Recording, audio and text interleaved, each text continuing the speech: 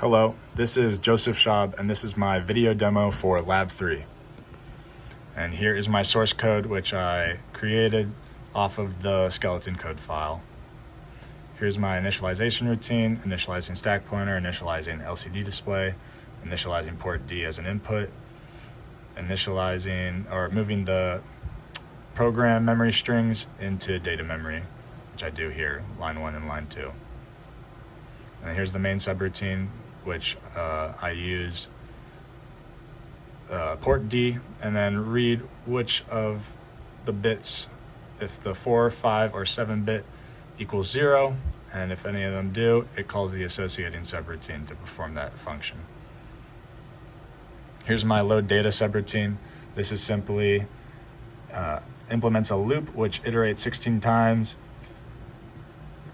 which gets one string loaded from program memory into data memory.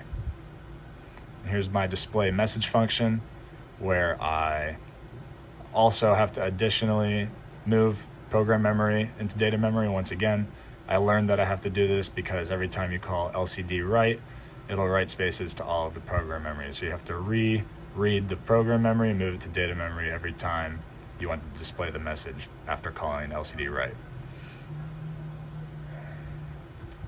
And here's the scroll message function. This is implemented by starting at character 32, which is the last character of line 2. That's where you're going to point the Y register. And that's going to simply implement this loop where Y is decremented each time and character I-1 is put into character I for each iteration of scroll loop. And outside of the loop, there's one more additional instruction which moves character 32 into character 1.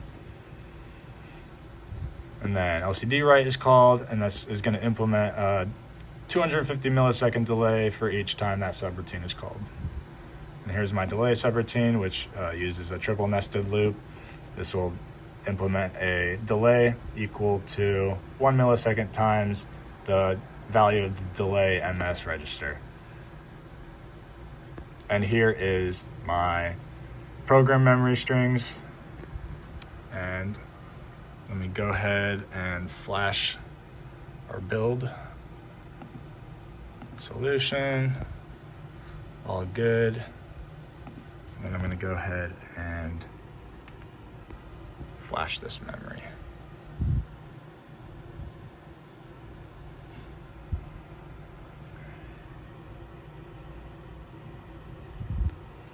All right. So the display is currently blank. Pressing PD4, nothing happens. Pressing PD5 will display the string. Pressing PD6 does nothing. And PD7 is going to scroll that message from line 1 to line 2. And I'll let this display a whole iteration of that loop cycle. Now line 1 is in line 2, and now they're going to get scrolled once again back to their original spots.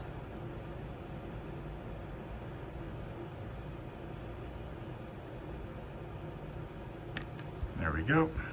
And if I press PD4, it's going to clear. PD5 returns the original message.